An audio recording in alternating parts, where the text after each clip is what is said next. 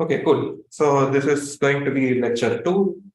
And the main, last lecture was basically a very introductory thing as to what the course will contain in some sense.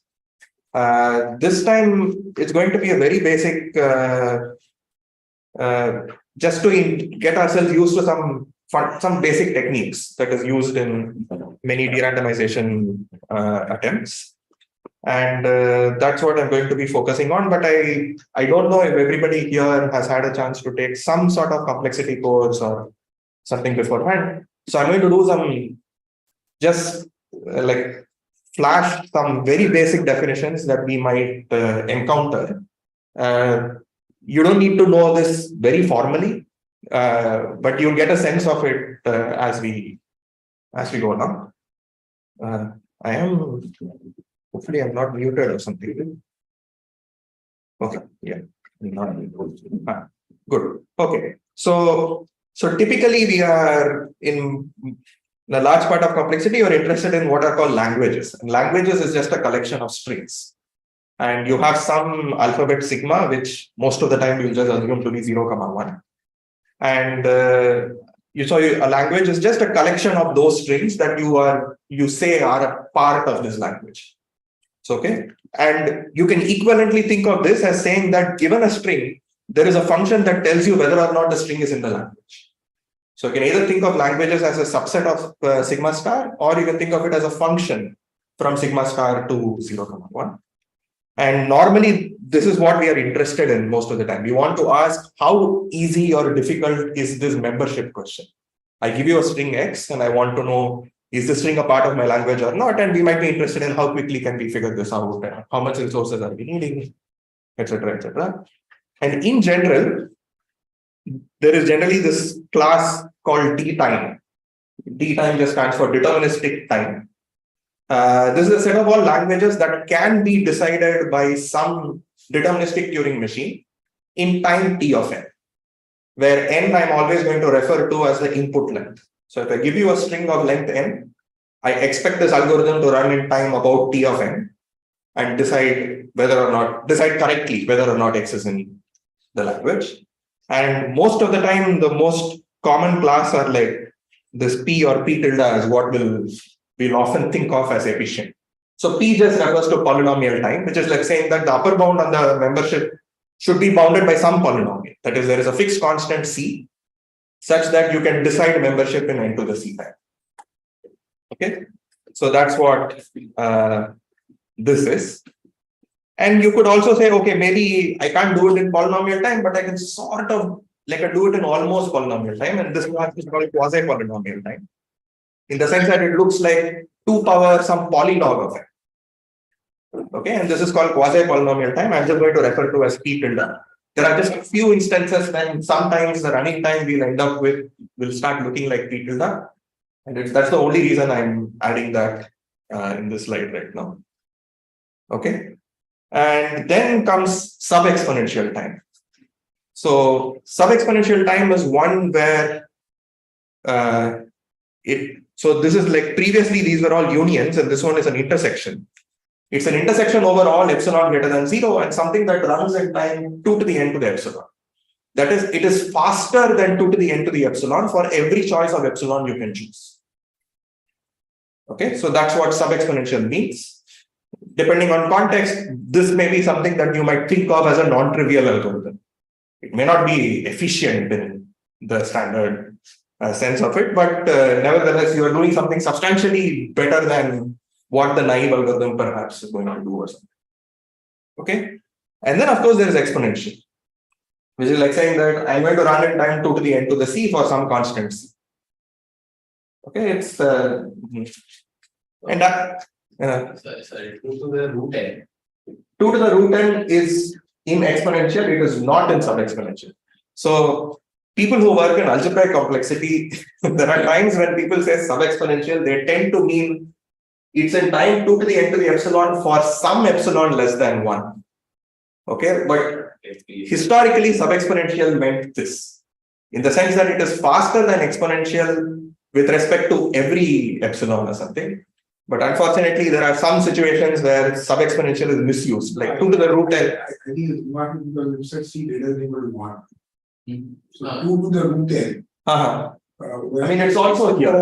I mean, like, but in the sense that something that is smaller than exponential is not what we mean by sub-exponential. Sub-exponential is a little. Okay? And as you can imagine, these classes are obviously contained in each other. Okay. And for those of you who have done a complexity course, you will know that this obviously implies that T is also contained in EXP. But that we know as a strict containment. We sort of know that there are languages here which cannot be computed in P. Which means one of these three containments have to be strict. We just don't know which one it is. I think we generally believe that all. So yeah, so okay, there's this uniform versus non-uniform nonsense that's happening, okay, but okay. So sorry, all of them, these are the way I've defined it, they're all uniform classes, so these are all strict. Okay. There's a non-uniform version of this where it's not quite the case. Okay, so then there is this class BPP, which you should think of as what you mean when you say I have an efficient randomized algorithm. Okay, one needs to define this carefully, but I'm being a little sloppy here. Just think of it as the following. There is some machine that takes an input and a random string, and then is going to tell you whether or not it believes the X is in the language or not in the language.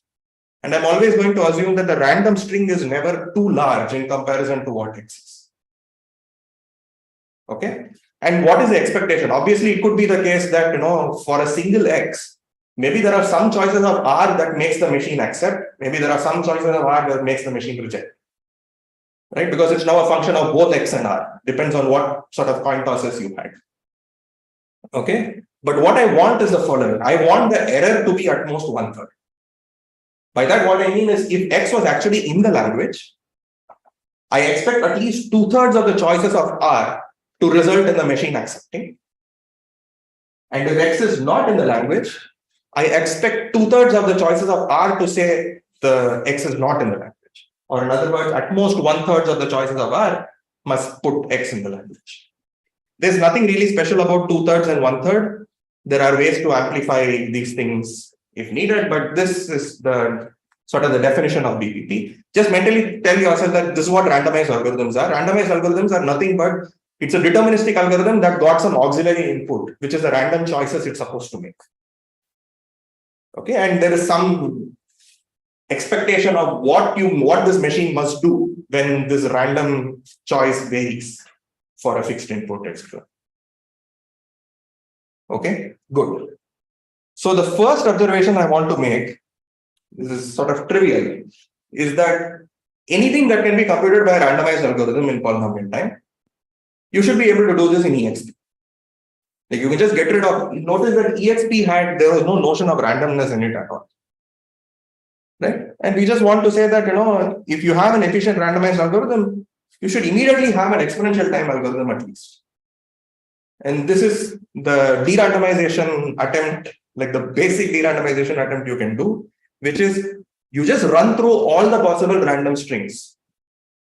Okay. And just keep a count of how many of the strings said that the machine, how many of these strings accepted X. If this was bigger than 2/3, you say X is in the language. If this was less than 1/3, you say X is not in the language. And the condition for BPP guarantees that you will never be between 2/3 and 1/3. It says that for every X, either 2/3 will say yes or at most 1/3 will say yes. So you know precisely what you're supposed to do. So obviously an exponential time algorithm can just brute force over all possible random strings. Just run the machine M that defines the BPP language and just look at the count. So this is just called enumeration. Okay. Now I'm going to say this in a little more general stuff because this is what is going to often end up getting used as. Which is, let's say, suppose you have a probabilistic algorithm that runs in time t of n, but somehow uses m of n random bits. So I'm being a little precise about what is the time taken for the machine M that we had, how much time is this M going to take, and how large is R. Okay, so I'm calling the time taken by the machine as T of N and the length of R as a function of N as M of N. Okay, so then I want to say that you can always do a stupid derandomization by running through all the random coins. Okay, how much time will this take if you did a naive derandomization? You have really two parts. Yes, so this is called the naive derandomization is going to be like, I have to run through all of these M of N random bits. Okay, and for each of these M of N random bits, I have one run of the machine M, which takes T of N time. So the total time taken is going to be like 2 to the M of N times T of N. And you can immediately see that this means that if you can make M of N small, okay, then you can afford to enumerate. So a large part of this course where we are going to try and reduce the amount of randomness used is to eventually at some point be at a situation where you can do this stupid enumeration process. Okay, so ideally speaking, for example, if M of N was like, let's say, I don't know, 100 log N. That's amazing because then 2 to the 100 log N is just going to be polynomial. And so I only have a polynomially large slowdown and I've managed to get rid of all the randomness. So the goal is to try and make the random amount of random bits used as little as possible in the hope that this will allow us to enumerate at some. I mean, somehow the enumeration is not as expensive as we generally think of it. Okay, good. So, okay, so that's whatever. Idea number 1 when it comes to derandomization. This is or rather idea 0 when it comes to derandomization, which is to somehow try and reduce randomness and just enumerate. Okay, so in today's class, like I mentioned in the previous class, I'm going to just focus on one algorithm and give 2 different techniques besides enumeration that is used for derandomization, and we'll see it for this algorithm, which is the silly algorithm we had for a half approximation of max cut. Okay, okay, just to recall, what is max cut? You are given a graph G, and you want to find a subset of vertices such that the number of edges with exactly one endpoint in the subset is as large as possible. We mentioned last time that this problem is NP complete, so we can't quite find the largest. But on the other hand, now what we are asking is, okay, I'm not really interested in the largest. I just want an algorithm that gets, I don't know, at least 50% of the best possible cut. Okay, and so what was the silly algorithm? The silly algorithm was just the following. For every vertex, you just toss a coin and decide to put it in the cut or not. Okay, so basically you're independent, you're just choosing a random subset of vertices and saying that let's look at the cut induced by that. And we hope that that will have a lot of edges that are going out of it. Okay. So what I want to do is, I want to get a sense of, how much, how well will this do? But so in some sense, what we are going to try and do is, what is this thing? So can we figure out, make the choice one vertex at a time,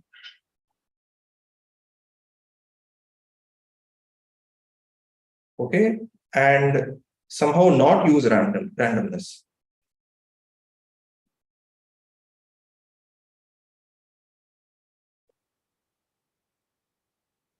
So we're sort of going to say that, this particular algorithm is making one decision at a time.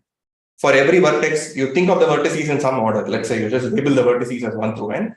And as and when a vertex comes, you're deciding whether or not to put it in the set S or not put it in the set S. And I want to know, can I make a more educated guess here rather than just tossing a coin and deciding? Can I figure out, does it make sense for me to put it in or not? Okay, so it's convenient to think of it as this sort of tree of decisions you're going to be making. Okay, so let's imagine that you start off with vertex 1, vertex 2, vertex 3, etc. And at every point, you have to decide, this R equal to 0 means you are not putting it in the set. If it is equal to 1 means you are putting it in the set. And once you've made a certain choice, you now have a choice between at vertex 2 now. Again, you decide to put it in or not put it in, etc. And if you are somehow given advice at every step to sort of say that no, put this vertex in, do not put this vertex in, it's like somehow you're going through a specific path in this big tree. Okay, so what I need to know is at any point, if I made some decisions on the previous vertices, I am figuring out what do I do with, I don't know, vertex 7. I need some way of figuring out, does it make sense for me to go left in the tree or does it make sense to go right in the tree? Okay, and we are going to try and see, can we do this better? So notice that at the end of each of these runs, you have made a decision on all of the vertices. So you have a specific cut size. So at this point, the cut size is going to be this much, cut size is going to be this much, etc. Okay. Notice that if you just take the average of all of these numbers at the base, which is the cut sizes that you get for this set of decisions, this is basically the expected cut size of your randomized algorithm. Because all your randomized algorithm did was it went through one of these paths uniformly at random. It chose all these paths were equally likely. So in some sense, the average of all of these things was your performance of the randomized algorithm. Okay. So we're going to try and make sure that, can I somehow go on one of these sides, with knowing well that, I'm going to do well on this side, rather than blindly tossing a coin and deciding which way to go. Okay. And in order to get a sense of this, basically think of it the following way. Now, at this point, I need to take a decision between, do I need to go left or right? Okay. So I know the entire average, I don't know, maybe it's some number, let's give it a name. Let's call that the cut size is C. That's the average cut size. Now, obviously, the average of these, the left half and the right half, okay, the average of those two averages is going to be the average of the top. So if I have a way of calculating what is the average just within the left half, and if I have a way of calculating what is the average within the right half, then I know that because the average of these two was C, one of the two things I calculated must be at least C. So let's go down the path where we are guaranteed that the average in the subtree we are currently on is at least whatever we wanted.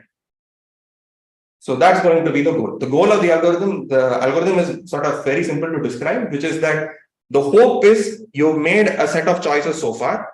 I want to look at the subtree rooted here and somehow figure out what is the average cut size for if I make the rest of the decisions at random. I've frozen the decisions I've made so far. I'm going to make the rest of the decisions at random. What is the average going to be? And I'm going to use this to tell me whether to go left or to go right. Okay. So because of this, you define some whatever potential function or something, which is you made a bunch of decisions until the ith vertex. Some R1 through Ri, you've made decisions so far. Now just run your algorithm where the first I decisions are frozen. Okay. But let the remaining decisions be random. So another way to write this is to phrase this as saying that you're running the algorithm on the set of all random bits conditioned on R1 equal to R1, R2 equal to R2, some Ri equal to Ri. Okay. So that's why this is also called the conditional expectation of all of these things. Okay. I want to basically try and calculate this, but notice that from the definition, it follows that this is the expectation with respect to Ri plus 1 of P of R1 through Ri, capital Ri plus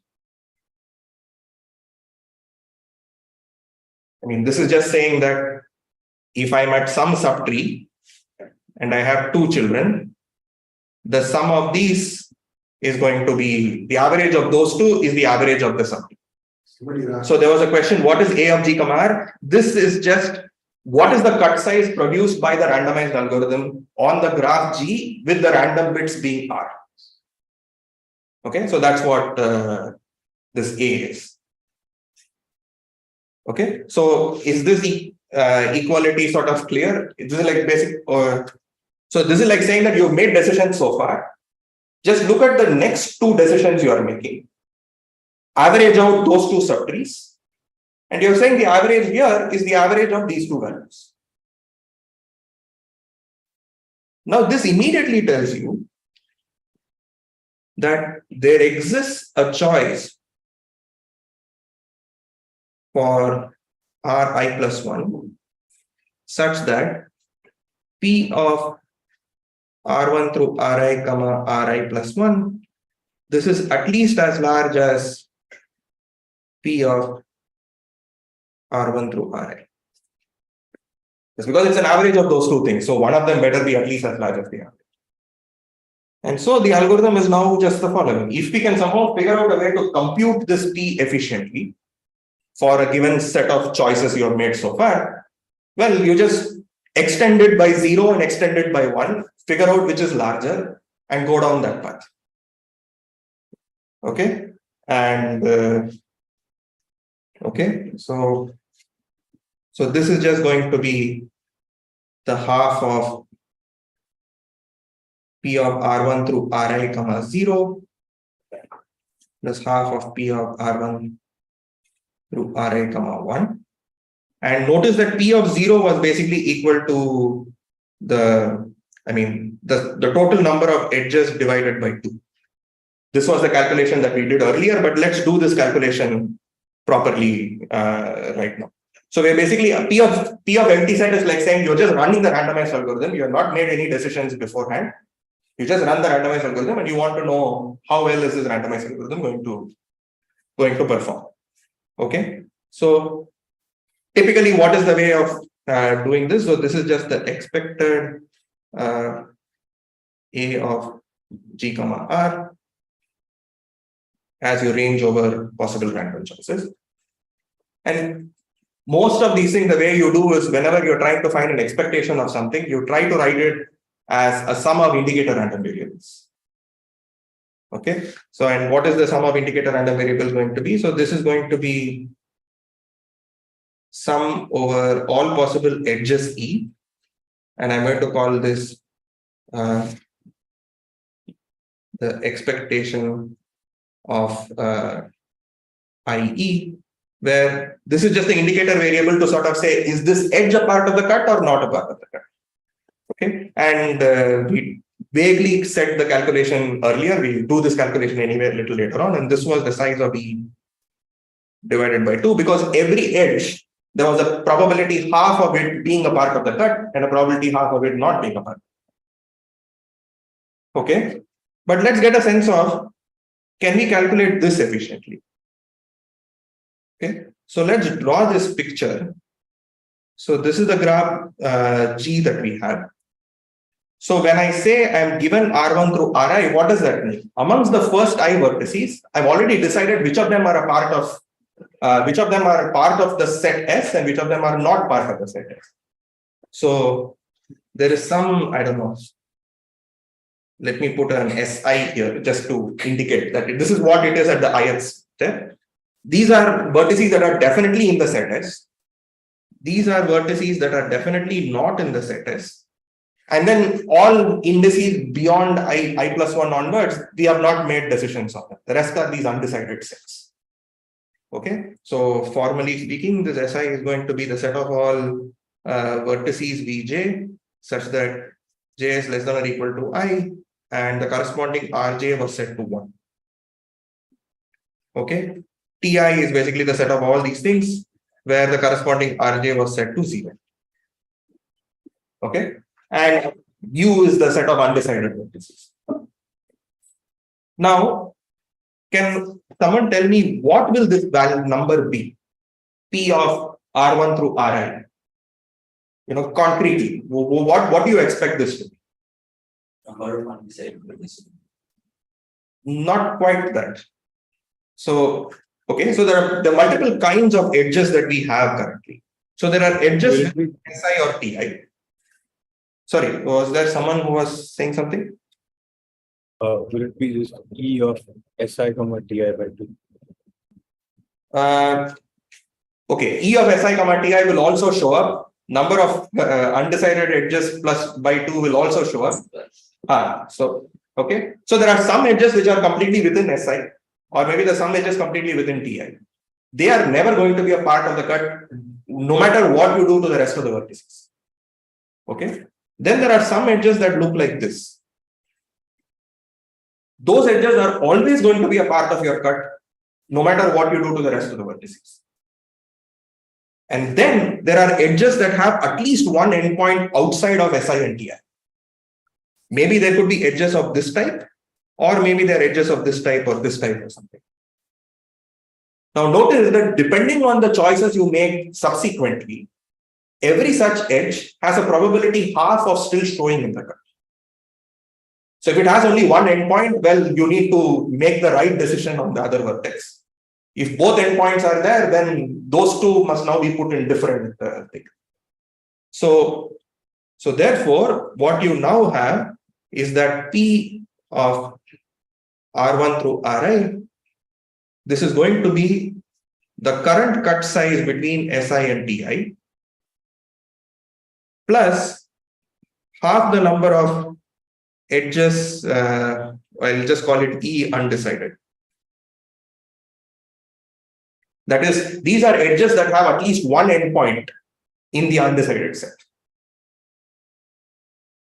Okay, so that's exactly what this P is supposed to be. And we've just said that looking at R1 through Ri, this is something we can calculate. We can just figure out, okay, what is the current cut size between SI and TI?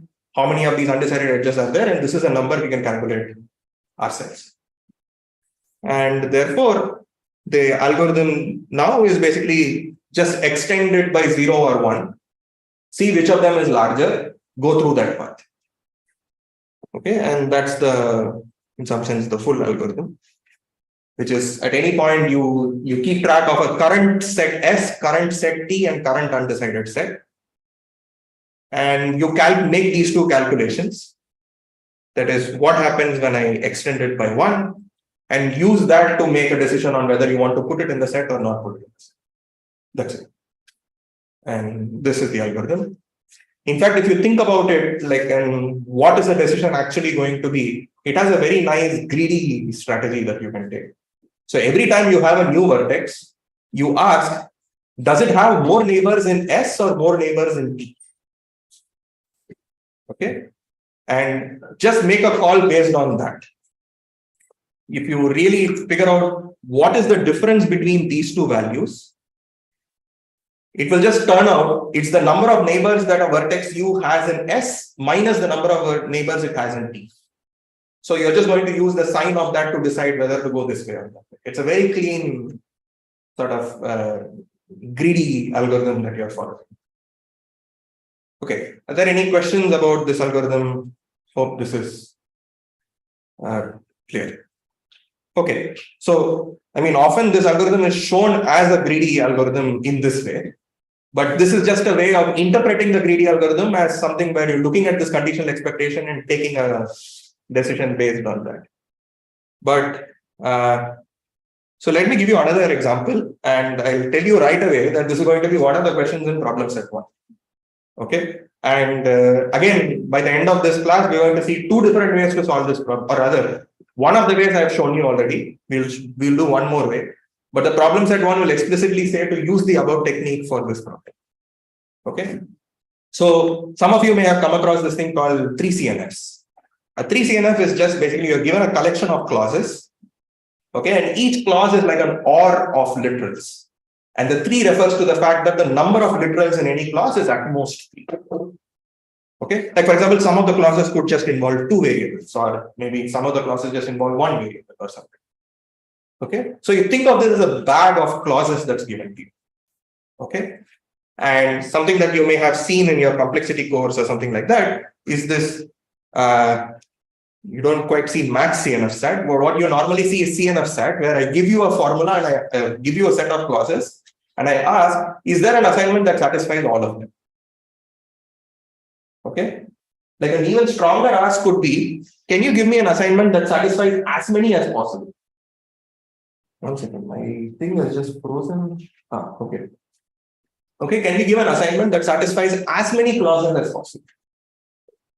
Okay, that's what the max refers to. Just satisfy as many clauses as possible in the CNF form. Okay. And again, it should be no surprise that this is NP hard, because if you can satisfy all of the clauses, that's exactly the SAT problem, and this is like asking for more. Like even within the unsatisfiable things, I'm asking you to satisfy as much as possible. Okay. So again, we're going to ask, what about an approximation? Okay, maybe I can't satisfy all of them, but can I satisfy close to? And before we answer how well we can approximate, we already have a candidate algorithm in mind, which is the silly algorithm. And what's the algorithm? Just try a random assign. Like every variable, randomly set it to either 0 or 1. And let's just hope for the best and say, get a sense of how many does this end up satisfying. Okay. So can someone tell me what fraction of clauses will this end up satisfying?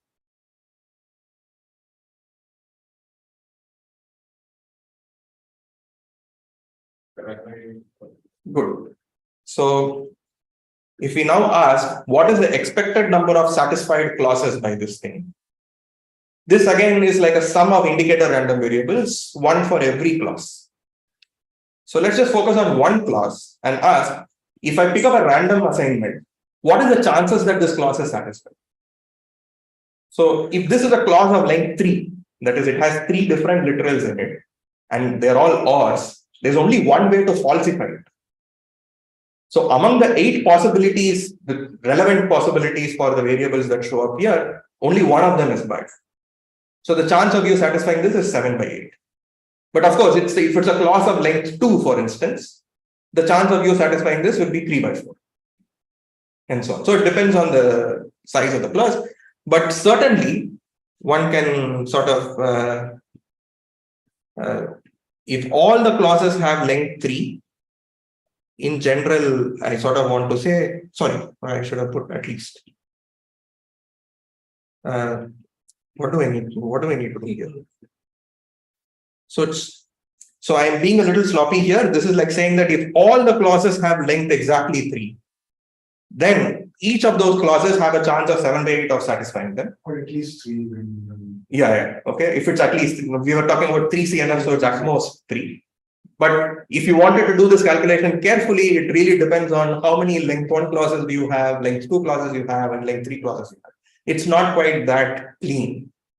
Okay. But in some sense, you can imagine that like maybe the worst case situation is where I give you a set of clauses where all of them have exactly 3 variables, and maybe then you ask this question. Okay. And what is the proof of this? So here I'm cheating. I'm sort of saying that all clauses have length 3. So actually, just one question. Is it clear that the approximability problem, a pure like situation where every clause of length 3 is the worst situation? I mean, is it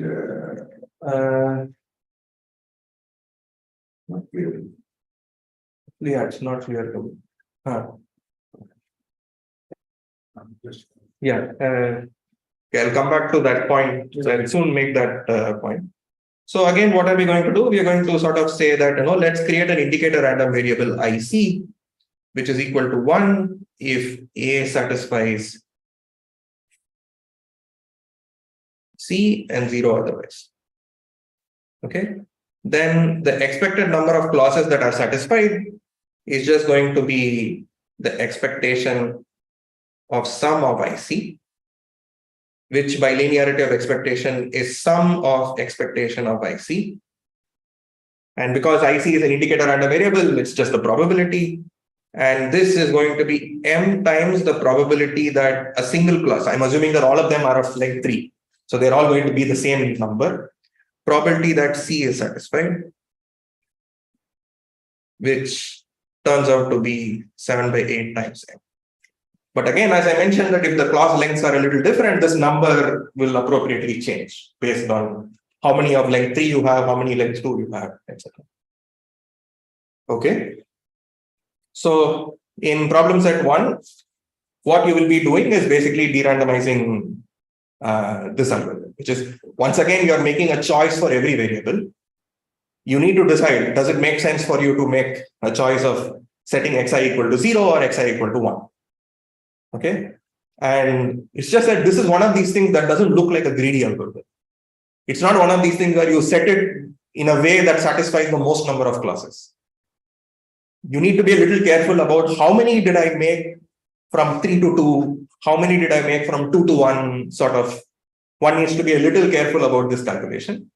But it's a fairly simple deterministic algorithm by just using this method of conditional expectation. Yeah, it's a great sort of warm-up in some sense. Okay. So I'll come back to MaxSat towards the end to mention a cool fact that you should know about MaxSat and the 7 by 8 thing. And okay, so far we have seen one sort of at least simple but hopefully a new way of trying to come up with get rid of randomness here by, if you can figure out what the conditional expectations are for each of your decisions, you can hopefully make your decisions in some informed manner. Okay. So now we are going to do a different method to get rid of randomness. And this will sort of start off, it will introduce us to a particular concept, and then we'll spend a couple of lectures with that concept. Okay, so it's just to set that up. Okay, now I want to sort of revisit this expectation calculation here. Okay, and how did we say that the expected cut size was the number of edges divided by 2? We basically said for every edge, let's add an indicator random variable such that it basically says, is this edge a part of the cut or not? Okay, and what was this going to be? So this is just the probability that the random coin toss for u was different from the random coin toss for v. That's the chance that u and v will show up in the cut. That is, you make different decisions on the two endpoints.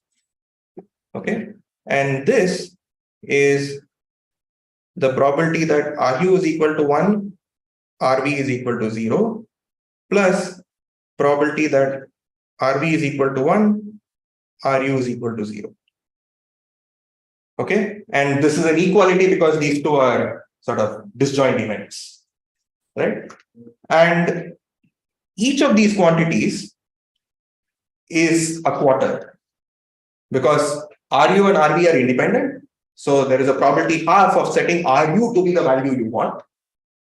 And irrespective of what you did there is then an additional probability of half of setting Rv to be the value you want. And these two are independent things, so it becomes a quarter.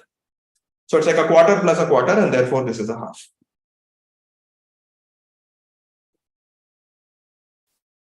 Okay, this is the calculation that we did for the max cut example.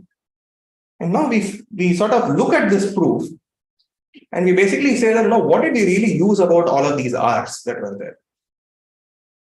Okay, the only thing this calculation used was the following.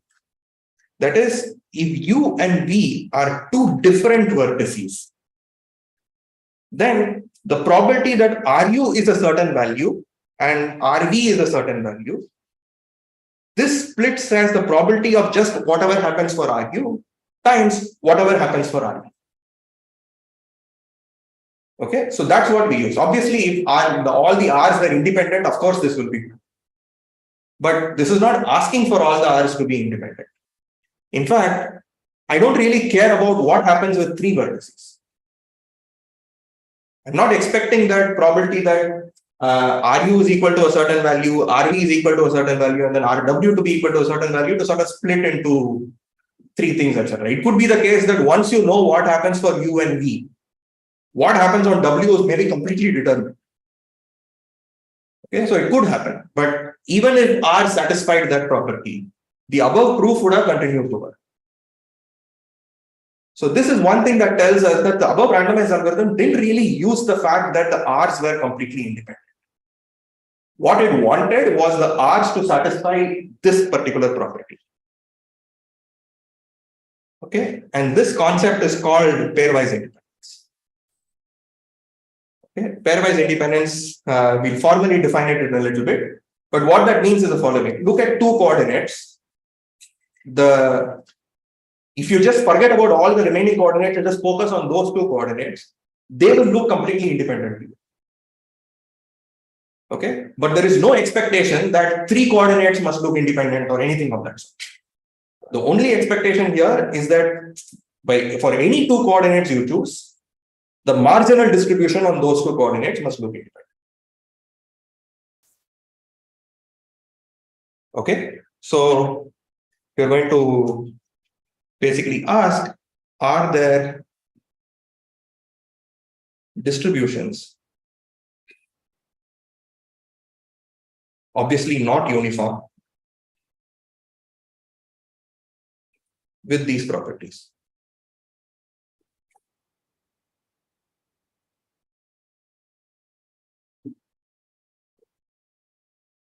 Okay, so I'm going to give you one distribution on just three elements. Okay, on it's like length 3, but every pair of them will look independent. So I'm just going to call this X, Y, and Z.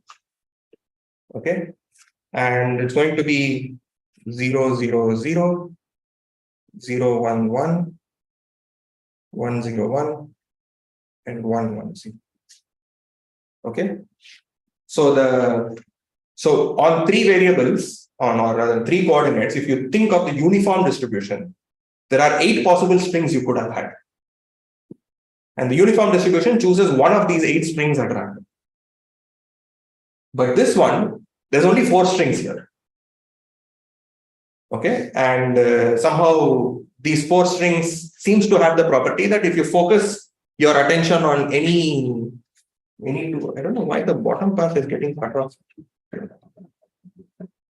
Okay, and anyway, I'll remember to move it up because I realize that some part of it is cut off. Okay, so okay, let's focus on X and Y. Okay, if you ignore, oh, there's a way of doing that, no?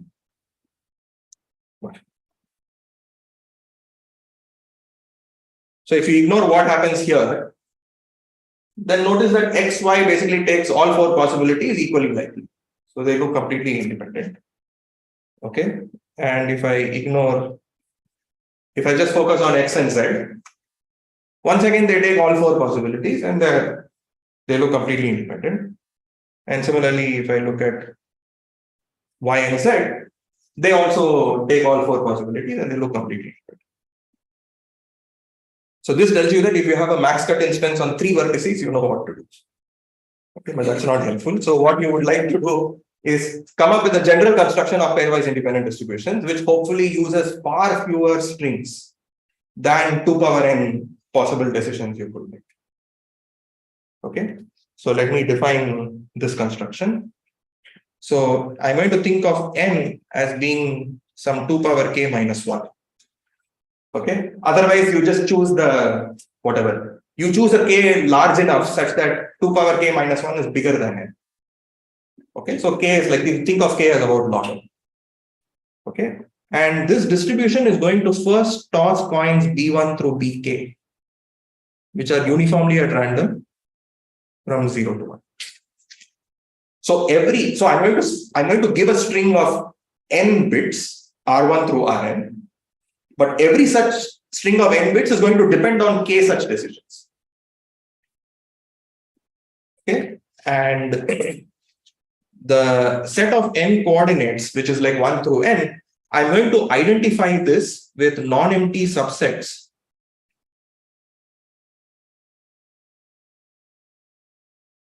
of these k things. So there are 2 power k minus 1 non-empty subsets.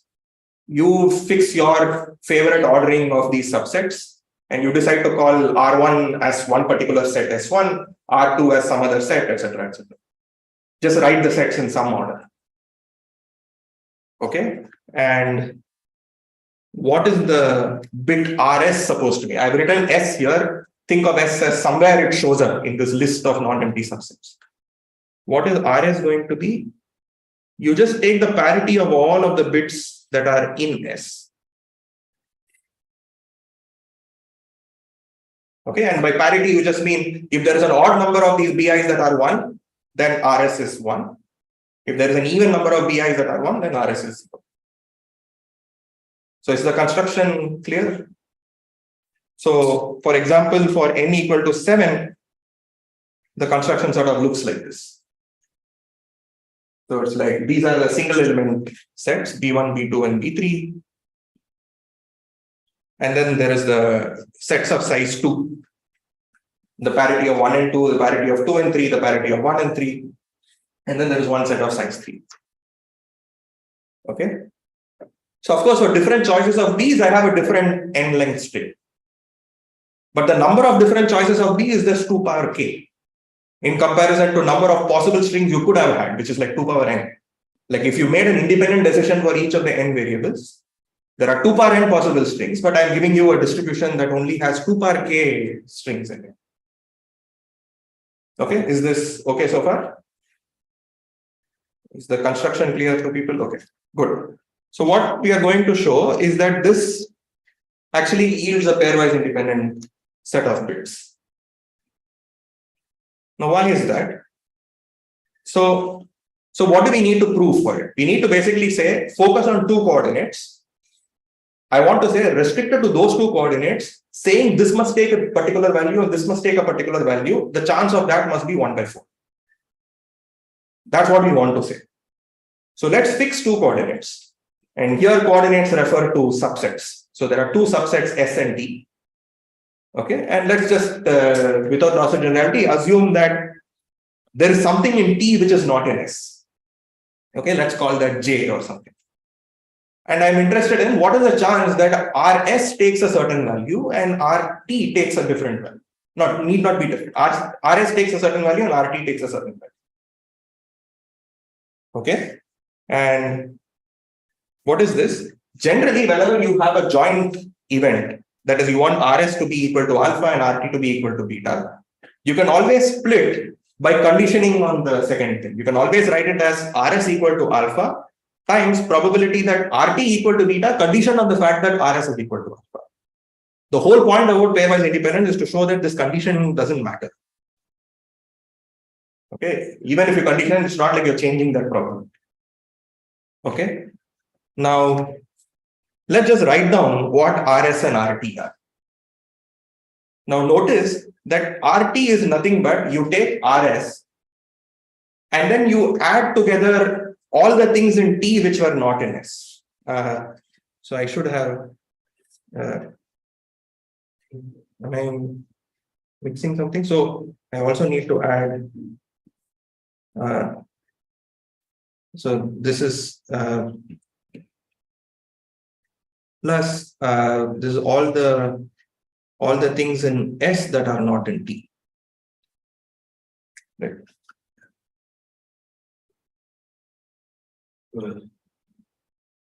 Right. So basically, S has a certain bunch of things. I need to. Sorry, did I mess up something here? That's already. So there are things in S which perhaps are not in T. So I need to get rid of all of those. Okay, so this is going to be this is I in S minus T of R. Right? I need to get rid of that. And then whatever were in T but not in S, I need to add those as well. Okay. And so this part is basically going to be equal to alpha plus, and let me just write this as I in the symmetric difference of S and T. And this is the set of elements that are present in S but not in T and in T but not in S. That's what the symmetric difference refers to. Okay. Now, RS, I am conditioning on the fact that RS is equal to a certain alpha. Okay. Now I need to get a sense of what is this what is this thing supposed to be? Now notice that the symmetric difference at least contains one of these whatever bj's, okay, which was not, because j was a particular index that was not present in S or T. So it was present in T but not in S. So therefore this j is one of the indices that show up here. Okay, take any situation that made RS equal to alpha. That would not have involved j at all, right? Because j is not present in S. But now suppose you just flip the value of j, bj alone, the fact that RS was equal to alpha didn't change.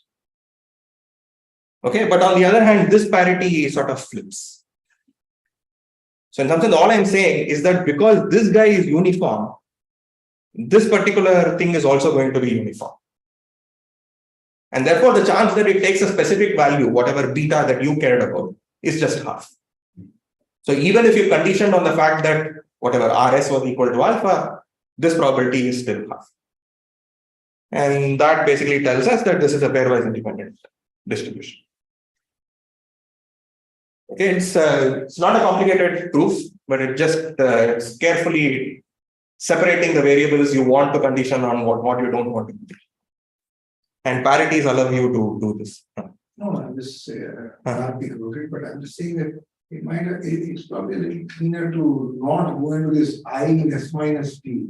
Just to say, sum up those bits in S which appear in T, and then XOR it with what you said, T minus S. Okay. So now conditioning on S versus conditioning on this sum that already occurs in T is already fixed.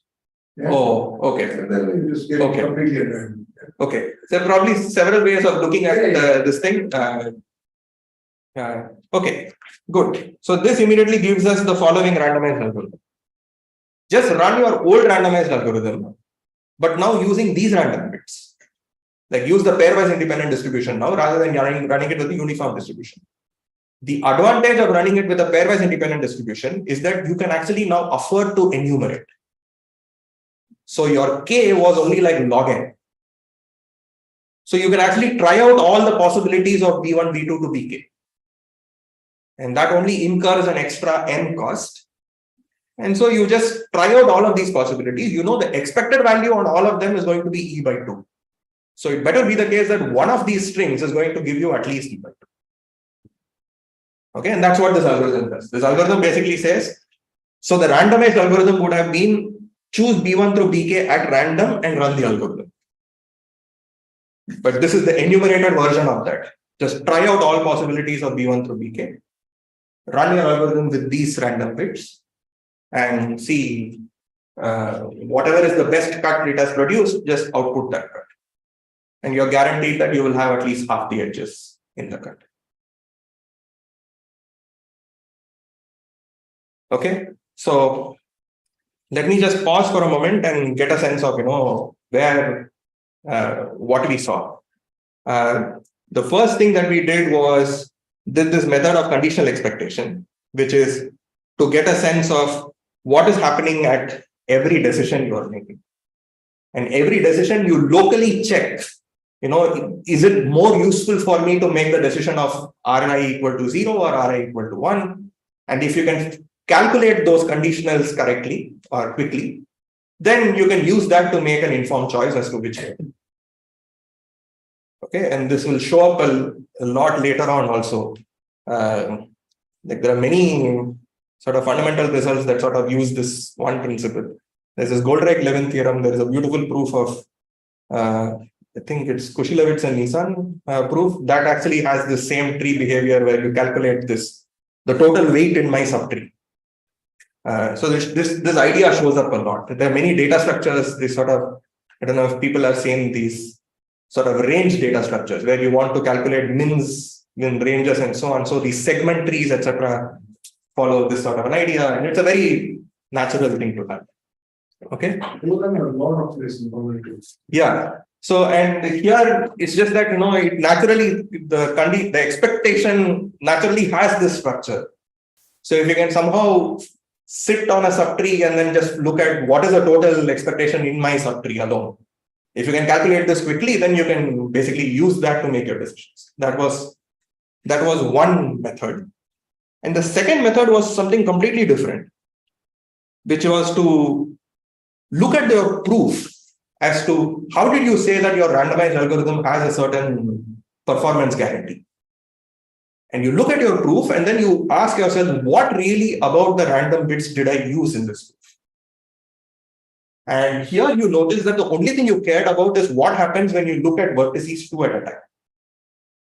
And as long as we're taken vertices 2 at a time, things look random. I mean, that's good enough for the entire expectation calculation to go through. And the advantage now is that there are far sparser distributions, okay, that give you this pairwise independent property, and you don't need the uniform distribution. Uniform distribution has 2 power n strings. I can't go through all of them. But this one, on the other hand, has about, I don't know, n plus 1 strings or some such thing like that. So therefore, here you can afford to enumerate through all of them. Okay. So now that you have seen this, so the obvious next question is, if you wanted to do this analogous requirement for max 3 SAT, let's go back to the algorithm that we spoke about for max 3 SAT. What do we need from DRS? Okay. So the thing is, again, in max 3 SAT, once you did linearity of expectation, you just had to focus on one clause. Okay. And that clause really cared about what those 3 literals that were there. And as long as they were independent, the calculation would have been exactly the same. Right. So this tells us that what we need to come up with a different derandomization of max SAT, or max 3 SAT in this case, is just if you have a 3-wise independent distribution, the same proof that 7/8 of the clauses you can satisfy will just go through. And if your 3-wise independent distribution is small enough that you can afford to enumerate over them, your algorithm would have been just enumerate over just those things in your 3-wise independent distribution and choose whatever is the best. Okay, so that is, if you can construct such distributions that is very small, just like our pairwise independent distributions, etc., then we will be able to come up with a 7/8 plus epsilon approximation. Okay, so here is a cool fact, which is a seminal result of Hastad that Arkade was also mentioning when he was talking about inapproximability and all, which is, you could ask the following. Okay, here we came up with 2 stupid algorithms to get a 7/8 approximation. Okay, if all the clauses were equal, say. Now you could ask, maybe there is a slightly clever way to get a slightly better than 7/8 approximation. That is, maybe there is some epsilon greater than 0. Okay, some epsilon greater than 0, such that someone managed to come up with a polynomial time algorithm that gets a 7/8 plus epsilon approximation. This epsilon could be 0.00001. I mean, some absolute constant. That's all I care about. What would the implication of this be? Okay, and Hastad in his remarkable result showed that if this happens, then P actually equals NP. Okay, and this also is in contrast with the max cut example, because max cut also you could ask, okay, we came up with a stupid half approximation. Is there a better than half approximation? And turns out there is, and this is called the Gomans-Williamson algorithm. It sort of more or less gave birth to the field of semi-definite programming and stuff like that. And the constant there is something like 0.87 or some such thing like that. And naturally it involves some cos inverse of pi by something. I mean, obviously this will show up. But even more remarkably, turns out, if you assume something called the unique games conjecture, the same sort of inapproximability result holds for that constant. You just replace 7/8 with whatever that nonsensical constant is, and replace whatever max 3 SAT with max cut. Turns out, if you believe UGC, which is called the unique games conjecture, then improving Gomans-Williamson by even a little bit will imply that P equals NP. So it's remarkable why such a bizarre constant would actually be the optimal thing. And that bizarre constant, the cos inverse, etc., comes because of some Gaussians and how certain Gaussians behave. So it somehow feels bizarre that it should show up, but it somehow that's what ends up happening. Okay, so that's what I wanted to say. And again, man, I'm really underestimating the time taking. So I just want to, in general, speak about what pairwise independent hash families are going to be, because this is what we're going to focus on maybe for the next couple of lectures. Can I ask? Yeah, sure. Please. Yeah, so this is a stupid question. Mhm. But so there are these two methods, method of conditional expectation, and let's say method of k-wise independence, Uh-huh. k, right? Small k. Mhm. Now, are there things which we know where the method of conditional expectation scores over method of k-wise independence? So for example, in the problem, a global thing. yeah. So in the problem set, there is one other example, which is like there's this Turan's theorem that says that there's always a subgraph of a certain mean degree or some such thing like that. So the usual way to do this is in some randomized process. So then you can de-randomize it using there's a particular sum that you need to have, which is like you add up the degrees, what you have seen so far, etc. Williamson was randomized using conditional expectation. Yeah, so that Williamson is also one of the things. So it turns out that you can use the method of conditional expectation to de-randomize Williamson. But on the face of it, I don't know for what value of k Would it work? would the pairwise or a k-wise independent sort of work. Now, therefore, a slightly more general question. So, I mean, what we want is a distribution supported on a sparse set, right?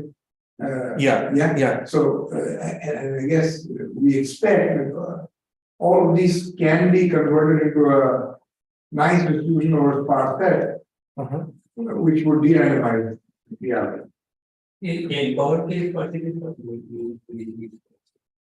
In for K, What is k? what is K?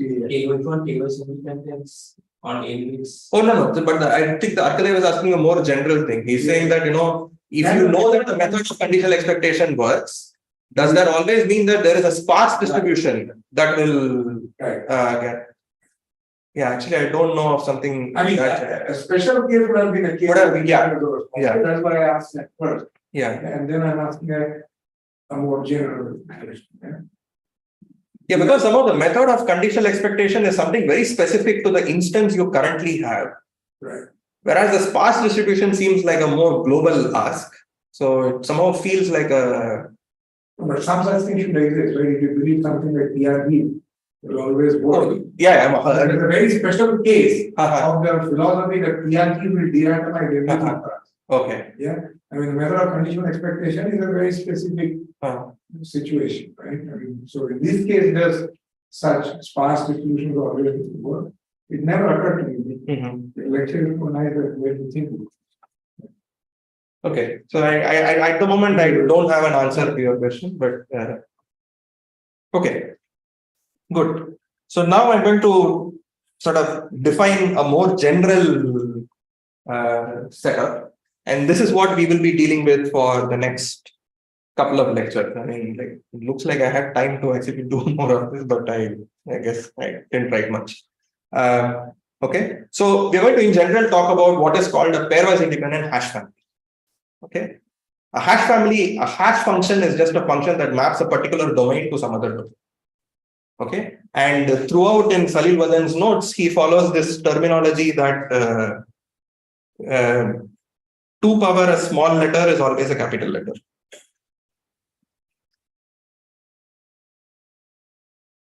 Okay, there are sometimes it's just convenient to have this in mind. So usually whenever someone will say that it's a hash function from n length strings to m length strings, you can think of it as the domain has of size capital N and it goes to some domain of size capital N. Okay, so a hash family is just a collection of such functions. Okay, and in general this could be a multi-set, or maybe more bizarrely it could be a set where every element of the set is assigned a probability. Just think of it as a distribution on functions. But it's just convenient to think of it as it's just a big bag of functions. You're just going to pull out a function from this bag and then hope that this function has a property that you want. Okay. So a pairwise independent hash family, there are two requirements. Technically speaking, the second requirement implies the first, but I'm still going to write it this way because we tend to think of it in this way. Okay. What's the first requirement? The first requirement is that if you choose a function from your family at random, okay, and you have fixed a particular input point, okay, that's your A, and you have a particular output that you're looking for. So the chance that h of A is equal to alpha, it should be 1 by n. That is like in the sense that all the outputs are equally likely. Okay, if you fix an A and you just draw a function from your bag at random and look what is the value of the point A according to this function, it should be completely uniformly distributed on the range. Okay, that's property number one. This is like saying that the marginal on every input, whatever string or something must be uniform. And the second is where pairwise part of it is showing up, which is like saying that suppose A and B are two different input locations. Okay, and alpha and beta could be anything. Maybe alpha is equal to beta, maybe alpha is different from beta, doesn't matter.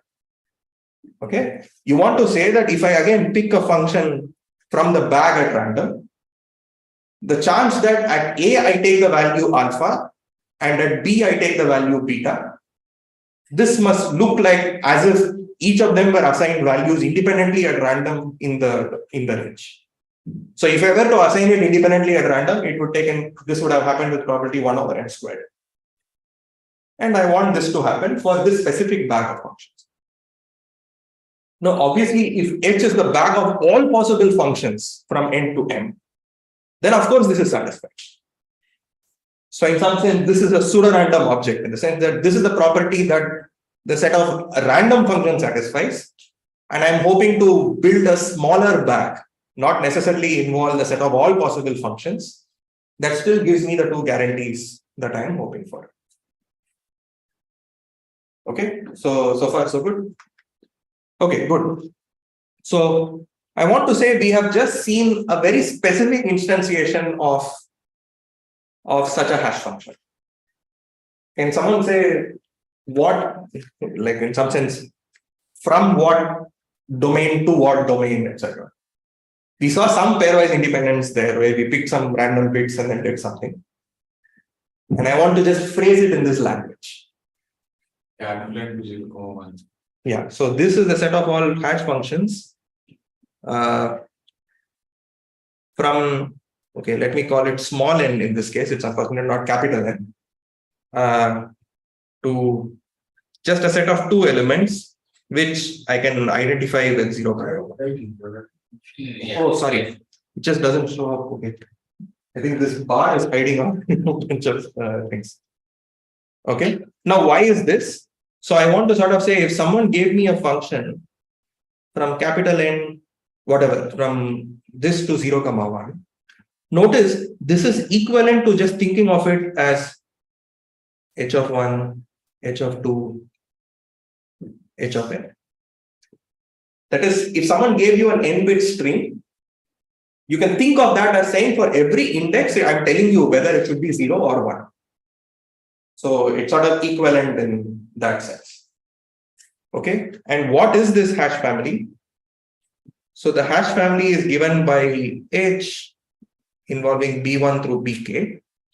Again, my n is equal to like 2 power k minus 1. And h of b1 through bk, that basically takes, I don't know, I'm going to call this some coordinate I, and it gets mapped to, okay, I is a bad choice. Let's call it coordinate S. So again, all of the coordinates were non-empty subsets. The number of non-empty subsets is like 2 power k minus 1. And that I'm identifying with 1 through n in some manner. Okay, so where is S going to get mapped to? It's going to get mapped to I in S of Bi. Okay, and therefore how large is this family? Every function is determined by what choice you made for B1 through Bk. So this family has 2 power k such functions. Okay. So 2 power k, which in this case is like n plus 1 such functions. Okay. So rather than taking the set of all possible functions, which would have been 2 power n of them, we now have a bag of just n plus 1 functions that seem to satisfy the pairwise independent property, etc. Good. So this is one example. What we are going to ask for is, can we do this? Can we construct a smallish bag of functions?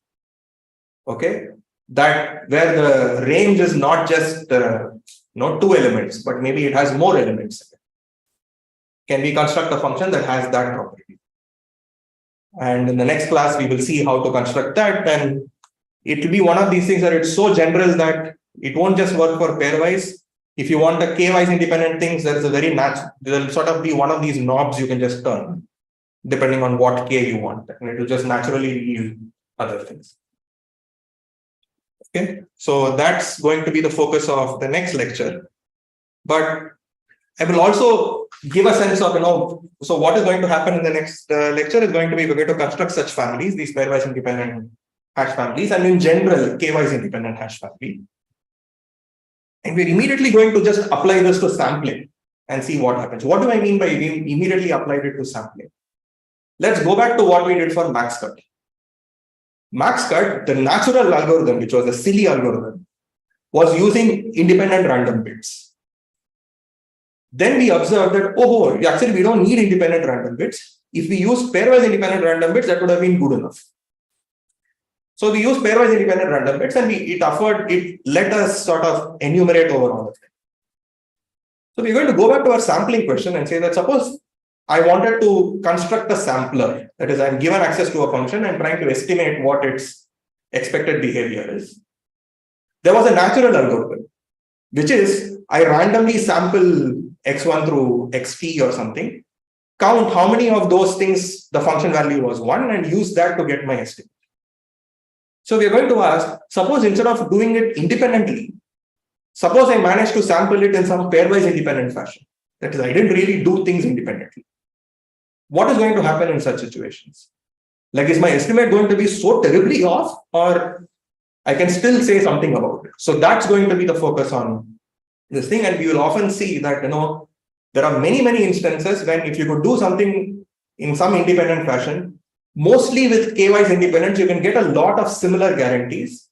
You will lose out a little bit, but it's something that you should always look out for. And the sampler is one situation where this will show up very clearly. Like, you won't be able to use Chernoff bound, yes, but Chernoff bound is not the only concentration inequality that is known in the world. There are other concentration inequalities, and we will show that there are other things that are still applicable, and we will use them. So in the next lecture, the agenda is basically going to be to just get people familiar with some of the basic probability inequalities. You may have seen this in other courses, etc. And then come up with the construction of these pairwise independent families and so on. And then eventually apply it to samplers and see what we gained and what we lost. And then in the subsequent lectures, as we build more machinery, we will try to recover what we lost in the process. Okay, so that's going to be at least there are the next couple of lectures, that's what it's going to be. Okay, so let me stop here. Are there any questions? By the way, so I do want to mention that on Piazza, I think in the resources section or something, there is a link to the YouTube videos. And there is also a link to a Dropbox folder where I'll keep uploading whatever the lecture notes were for each day.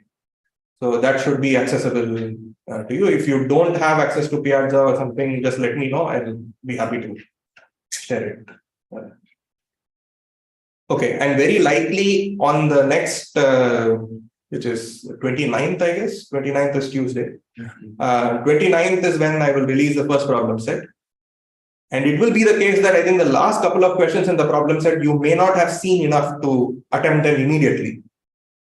But I mean, I'm hoping that you will start working on it and you will have the first few questions, etc. with you. And the very next lecture, we will discuss what is needed. Because otherwise, what ends up happening is you see a certain topic and then you get a problem set, but by this time, a new topic has started. So then your mindset is on the new topic and so on. So I'm trying to stagger it a little bit and see how it goes. Yeah, that's about it. Okay, so then let's meet on Tuesday next.